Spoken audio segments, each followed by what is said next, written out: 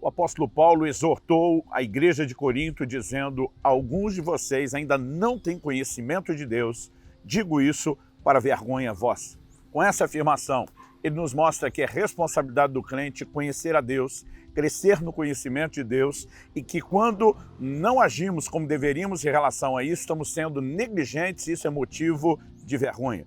Tudo isso deveria nos fazer considerar a importância do conhecimento de Deus. Esse é o assunto da nossa conversa hoje. Fique comigo e nos próximos minutos nós vamos falar a respeito disso.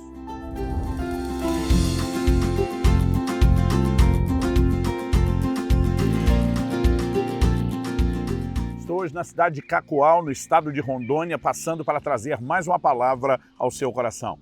E eu quero usar como referência da nossa reflexão o texto de 1 aos Coríntios, capítulo 15, versículos 33 e 34, que diz: não se enganem, as más companhias corrompem os bons costumes. Voltem à sobriedade como convém e não pequem, porque alguns ainda não têm conhecimento de Deus. Digo isso para vergonha de vocês. Bom, como afirmei anteriormente, Paulo não estava dizendo que eles não conheciam nada a respeito de Deus. Ele indicou que os irmãos de Corinto poderiam conhecer mais e que não crescer no conhecimento de Deus é motivo de vergonha.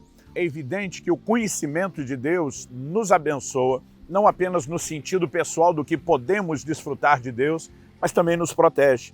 Não avançar no conhecimento de Deus, como os coríntios estavam fazendo, os faziam suscetíveis ao engano, à embriaguez espiritual, à inclinação ao pecado. É só observar as declarações que ele faz. Voltem à sobriedade, não pequem, não se enganem. Então, o conhecimento de Deus, além de nos abençoar, nos protege. Podemos dizer também que o conhecimento de Deus é uma chave. Em Provérbios 9:10, a Bíblia diz: o temor do Senhor é o princípio da sabedoria. Conhecer o santo é ter entendimento. Podemos também destacar que é o único motivo de alguém se gloriar. Em Jeremias 9, versos 23 e 24, a Bíblia diz: assim diz o Senhor: não se glorie o sábio na sua sabedoria, nem o forte na sua força, nem o rico nas suas riquezas, mas aquele que se gloria, glorie-se nisto, e me conhecer, e saber que eu sou o Senhor, faço misericórdia, juízo e justiça na terra, porque dessas coisas me agrado, diz o Senhor. O conhecimento de Deus também é algo que Deus deseja que nós alcancemos e que Ele nos disponibiliza. Em Jeremias 24:7, nós vemos Deus dizendo: eu lhes darei um coração para que me conheçam, para que saibam que eu sou o Senhor. Eles serão o meu povo, eu serei o seu Deus, porque se voltarão para mim de todo o seu coração. Bom, destacado a importância e a necessidade do conhecimento de Deus, eu gostaria de apresentar, esse assunto em três partes distintas. Em primeiro lugar, eu quero enfatizar como receber o conhecimento de Deus. Em segundo lugar, como não comprometer o conhecimento de Deus. E em terceiro lugar, como progredir no conhecimento de Deus.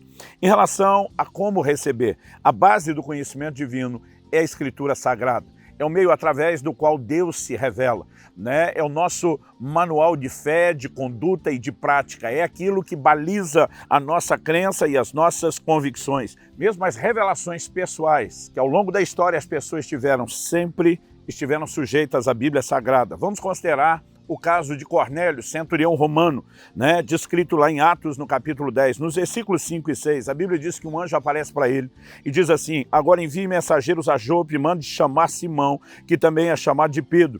Ele está hospedado com Simão Curtidor, cuja residência está situada à beira-mar.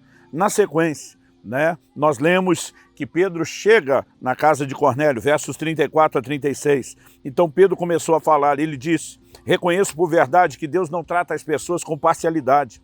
Pelo contrário, em qualquer nação, aquele que o teme faz o que lhe é justo, lhe é aceitável. Essa é a palavra que Deus enviou aos filhos de Israel, anunciando-lhes o evangelho da paz por meio de Jesus Cristo. Este é o Senhor de todos. O anjo que aparece diz: olha, você precisa ouvir a palavra. Pedro é enviado para pregar a palavra. E nessa pregação, dos versos 40 ao 43, nós vemos Pedro testificando: Deus o ressuscitou no terceiro dia, falando a respeito de Jesus, e concedeu que fosse manifesto não a todo o povo, mas a testemunhas que foram anteriormente escolhidas por Deus. Isso é, a nós que comemos e bebemos com ele, depois que ressurgiu dentre os mortos. Jesus nos mandou pregar ao povo e testemunhar que ele foi constituído por Deus como juiz de vivos e de mortos, dele todos os profetas dão testemunho de que por meio do seu nome, todo que nele crê recebe remissão de pecados. Pedro não está pregando apenas uma palavra que ele recebeu pessoalmente do próprio Cristo, mas ele também embasa isso, falando a respeito dos profetas, da Escritura, daquilo que o Velho Testamento falava. Podemos colocar também aqui em observação o caso de Paulo, né? Ele diz em Gálatas, no capítulo 2, nos versos 1 e 2, 14 anos depois, fui outra vez a Jerusalém com Barnabé, levando também Tito. Fui em obediência a uma revelação e lhes apresentei o evangelho que prego entre os gentios, mas fiz isso em particular aos que pareciam de maior influência, para não correr ou ter corrido em vão. Mesmo tendo uma revelação pessoal de Jesus, Paulo submete isso aos líderes de Jerusalém, para que eles pudessem examinar aquilo à luz das Escrituras, né? Em Gálatas, no capítulo 1, nos versos 8 e 9, o apóstolo ainda diz, mas ainda que nós, ou mesmo um anjo vindo do céu, pregue a vocês um evangelho diferente daquele que temos pregado, que esse seja anátema. A palavra anátema significa abominável, maldito. E diz, como já dissemos, e agora repito, se alguém está pregando a vocês um evangelho diferente daquele que já receberam, que esse seja anátema. A palavra de Deus mostra que Deus se revelou previamente até que Jesus viesse. Em Hebreus capítulo 1 diz, antigamente Deus falou muitas vezes e de muitas maneiras aos pais pelos profetas, mas nesses últimos dias nos falou pelo Filho. A revelação de Deus em Cristo Jesus se torna ainda mais clara. E obviamente o próprio Jesus se posiciona ensinando essas verdades, como por exemplo aos seus discípulos. Ele diz, Filipe, quem vê a mim, vê ao Pai. Nós observamos que por meio das Escrituras, né, e da revelação de Cristo, a vinda do próprio Verbo, o caráter de Deus nos é revelado. Mas a verdade é que eu e você precisamos entender que depois de receber o conhecimento de Deus, não podemos retroceder. E segundo aos Coríntios 11, versos 3 e 4, Paulo diz, eu temo que assim como a serpente com a sua astúcia enganou Eva, assim também a mente de vocês seja corrompida e se afaste da simplicidade e pureza devidas a Cristo.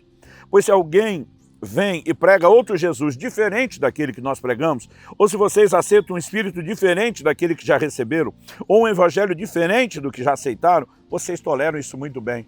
Ele está aqui repreendendo aqueles irmãos, dizendo não há espaço para outro evangelho, né, para outro espírito, para outra pregação. Nós sabemos que Satanás tenta corromper a mente dos cristãos hoje, da mesma forma como fez com Eva no início. Essa é a razão pela qual Paulo, numa reunião com os presbíteros da igreja de Éfeso, ele se despedindo diz, eu os entrego aos cuidados de Deus e à palavra da sua graça, que tem o poder para edificá-los e dar herança entre todos os que são santificados. Ele também adverte em 1 Timóteo 4 que o Espírito afirma expressamente que nos últimos tempos alguns apostatarão da fé por obedecerem a espíritos enganadores, a ensinos de demônios, pela hipocrisia dos que falam mentiras e têm a mente cauterizada. Ou seja, todas essas advertências nos mostram como não retroceder. Precisamos permanecer firmes na palavra que nos foi proclamada, que nos foi pregada. Em 1 Coríntios 4:6 ele diz, não ultrapassem o que está escrito. A Escritura não apenas é a forma que nos leva a entender e conhecer a Deus, mas a mesma Bíblia, ela nos protege, ela nos ensina como não retroceder no conhecimento de Deus, como não voltar atrás, como não perder o convívio e a experiência. Mas também, a Bíblia nos ensina não apenas como não voltar atrás, como também nos ensina como avançar, como progredir. A revelação de Deus é progressiva. Em Êxodo, no capítulo 3, no versículo 6, Deus se revelando a Moisés diz, eu sou o Deus de seu pai, o Deus de Abraão, o Deus de Isaac, o Deus de Jacó. Mas em Êxodo, capítulo 6, no verso 2, a Bíblia diz assim, Deus falou a Moisés e lhe disse, eu sou o Senhor. Apareci a Abraão, a Isaac e Jacó como Deus Todo-Poderoso, mas pelo meu nome, o Senhor, não lhes fui conhecido. Aqui Deus está dizendo, eles tiveram uma revelação de mim. Mas a revelação que estou trazendo a você e a essa geração é maior do que aquela que eles tiveram, porque a revelação de Deus é progressiva, não apenas ao longo da história da humanidade, mas na nossa própria história. E quando eu olho a declaração de Paulo em Filipenses 3, de 10 a 14, ele diz o que eu quero é conhecer Cristo e o poder da sua ressurreição. Ele não está dizendo que ele não conhecia nada, mas ele está dizendo que havia mais para se conhecer. O que eu quero é conhecer Cristo e o poder da sua ressurreição, tomar parte nos seus sofrimentos, me tornar como ele na sua morte, para de algum modo alcançar a ressurreição dentre os mortos. Não que eu já tenha recebido isso ou já tenha obtido a perfeição, mas prossigo para conquistar aquilo para o que também foi conquistado por Cristo Jesus, o que envolve a questão de conhecer a Deus. Ele diz: irmãos, quanto a mim não julgo havê-lo alcançado, mas uma coisa faço, esquecendo-me das coisas que ficam para trás e avançando para as que estão diante de mim, prossigo para o alvo, para o prêmio da soberana vocação de Deus em Cristo Jesus. Em Oséias capítulo 6, verso 3, a Bíblia também diz: conheçamos e prossigamos em conhecer o Senhor, porque o conhecimento de Deus é progressivo.